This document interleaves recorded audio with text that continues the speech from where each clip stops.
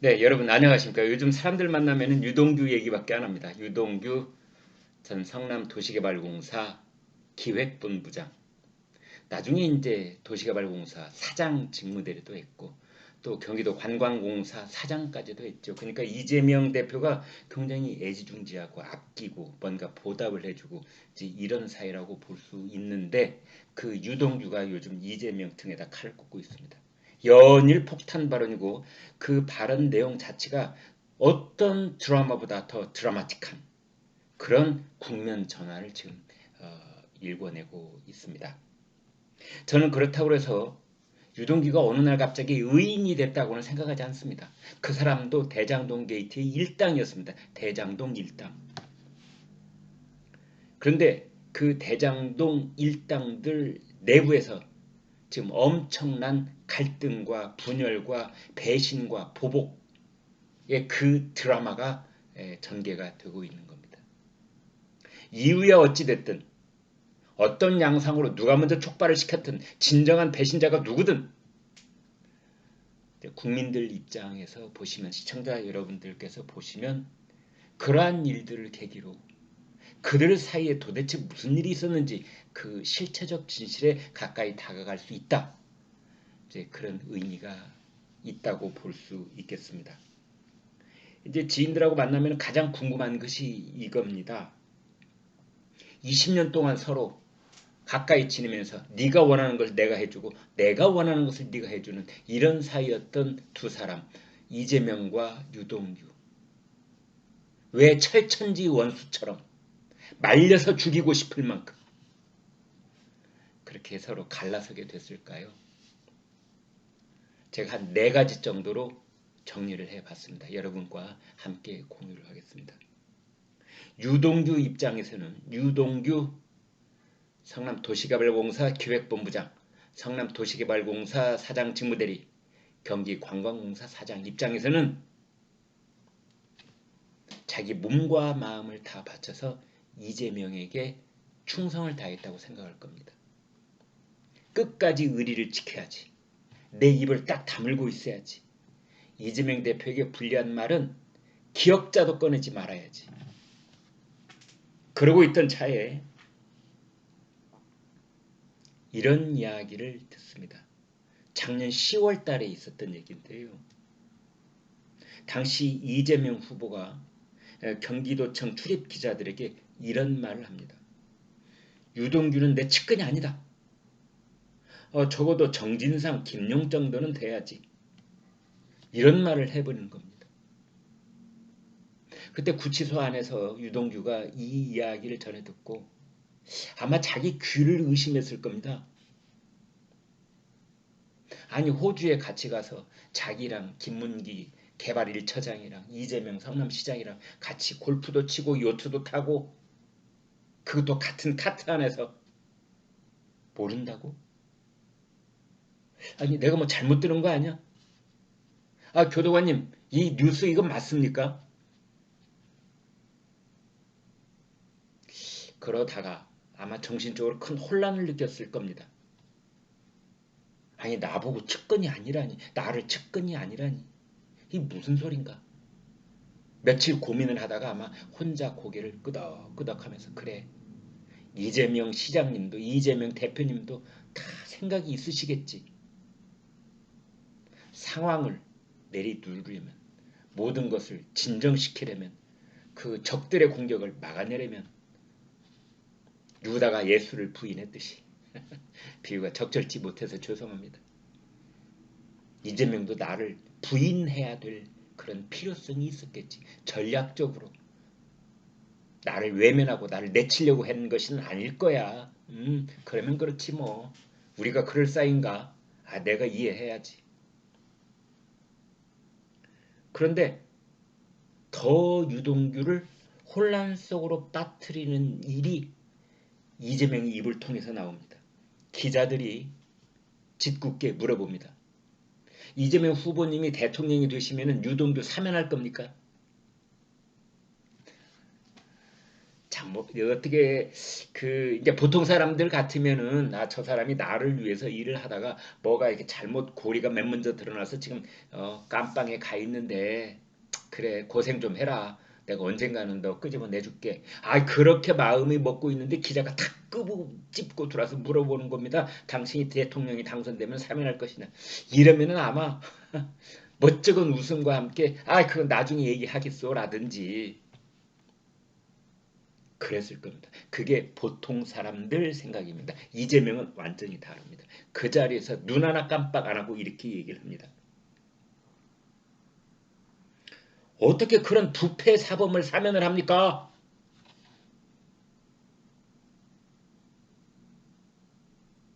(20년) 동안 자기를 위해서 일해온 사람을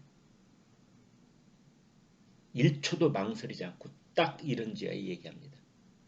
첫 번째는 자기 측근이 아니라고 얘기하고 두 번째로는 그런 부패 사범을 어떻게 사면을 합니까? 모른다고 부인을 해서 쓰러진 유동규를 다시 한번 군홧발로 짓밟는 겁니다. 그 다음에 작년 12월 달에 유동규의 마음을 점차 조금씩 돌리는 일들이 생기기 시작합니다. 사실은 어느 날 아침 유동규가 개과천선한다든지 또는 그래 국민과 함께 진실을 찾아가야 돼 이렇게 마음먹게 되는 것이 아니고요. 조금씩 커다란 장벽에 바늘구멍이 생기고 그 다음에 팔뚝만한 구멍이 생기고 그 다음에 물이 쏟아져 나와서 유동규를 다른 사람으로 만들어 놓는 일이 생기는 겁니다. 작년 12월 달에 성남도시개발공사 개발 1차장 김문기 씨가 극단적인 선택을 합니다. 그래서 이제 이재명 후보에게 또 질문이 쏟아졌지요. 그랬더니 이재명이 뭐라고 했느냐? 나는 김문기 얼굴도 모릅니다. 하위 직원이라서 알지 못했습니다. 그러니까 유동규 입장에서 본다면 다른 사람은 몰라라. 골프도 같이 치고 호주 여행도 같이 하고 뉴질랜드 요트도 타러 갔던 이재명, 나 유동규, 김문기 제1차장 이 세 사람은 모를래야 모를 수 없는 사이일 것이다. 그런 답변이 이재명 입에서 나올 것이다. 매우 잘 아는 사이이지만 언제부터 소원해졌다든지 예를 들면 매우 잘 아는 사이지만 언제부터 소식이 끊겼다든지 딱 잡아떼는 겁니다. 내가 성남시장 때 몰랐다. 그것도 성남시장 때 몰랐다. 이재명은 나름대로 머리를 굴려서 그러니까 경기지사라든지 후보가 된 다음에는 김문기라는 이름을 보도를 통해서 내가 알게 됐지만 대장동 게이트가 한참 그 범죄가 진행되던 때 나는 김문기를 몰랐다. 실무 책임자였거든요. 대장동 설계도에. 나는 몰랐다. 해버린 겁니다. 그래서 이재명은 나같이 영리한 사람이 이 사람 또 있을까 하고 그것을 미꾸라지처럼 이렇게 싹싹 빠져나간다고 생각했을지는 몰라도 구치소에 있는 유동규의 마음에 돌덩이가 하나 쿵 떨어지는 겁니다. 이 사람에게는 의리가 없구나. 이 세계는 전혀 그런 것이 아니었구나. 내가 착각했었구나. 내가 보스에게 몸과 마음을 바치면 보스도 나를 끝까지 지켜줄 것이라고 생각했던 것이 나의 커다란 착각이었구나. 의리? 말라 비틀어진 의리야 이 세계에서. 그러다가 이제 금년 9월 달에 유동규에게 추가 기소가 생깁니다. 그러니까 지금까지는 대장동 게이트만 있다가 위례 신도시 개발 비리 의혹으로 추가 기소가 되자 드디어 유동규가 이러다가 나 혼자 모든 걸 뒤집어 쓰는구나. 나 혼자. 이재명이 당대표 되고 한 달이 지난 시점입니다. 이재명은 나에게 모든 명령을 내리고 거기에 나온 단물을 혼자 다 독차지를 했으면서 이제 나 혼자 다 뒤집어 쓰고 10년 징역형을 살지 20년 징역형을 살지 이재명은 나에게 아무런 메시지도 오지 않고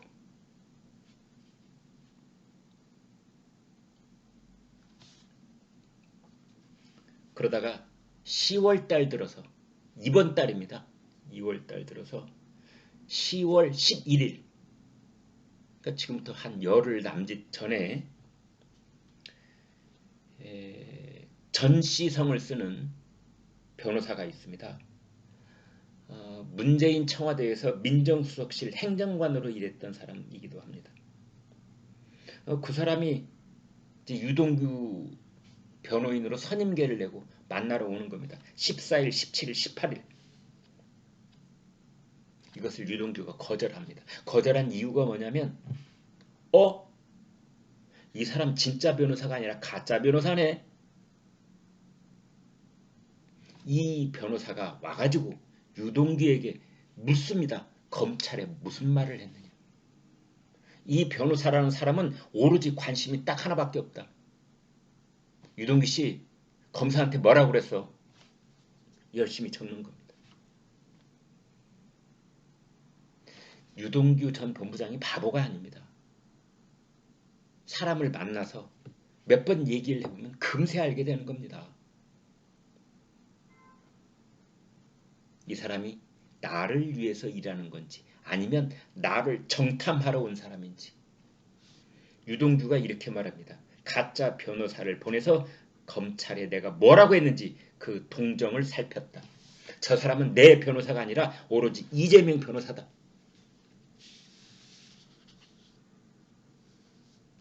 그렇게 했다가 이제 지난 주말에 유동규가 구속기간 만료로 구치소에서 풀려난 겁니다. 그리고 작년부터 이렇게 켜켜이 쌓여있던 배반감, 배신감 이대로 놔두면 안 되겠구나. 내가 부서지는 한이 있더라도 이재명을 이대로 놔둬서는 안 되겠구나. 이제 이렇게 된 겁니다. 정진상, 김용 너희들도 너희들이 저지른 잘못에 합당한 처벌을 받아야 돼. 특히 이재명 당신. 그러니까 이번에 지금 유동규가 연일 이어가면서 발언하고 있는 것을 요점을 한마디로 정리를 하면은 뭐 거의 뭐 그 유동규의 어록이라고 할 만큼 기가 막힌 이야기들이 뭐 쏟아지고 있는데 그것의 요 한 문장은 뭐냐? 이재명이 지은 죄는 이재명이 그 죗값을 치러야 한다 이겁니다. 나도 아니고 정진상도 아니고 어쩌면 김용도 아닐 것이다. 이 일의 가장 윗분, 이 일의 가장 큰 중앙에 있는 몸통, 그거 이재명 아니냐 이겁니다. 당신이 저지른 죗값을 치러라. 나도 내 죗값을 치르겠다. 나는 나의 벌을 달게 받았으니 너도 네가 지은 벌을 받아라. 이겁니다. 네, 여러분 구독, 좋아요 부탁드리겠습니다. 고맙습니다.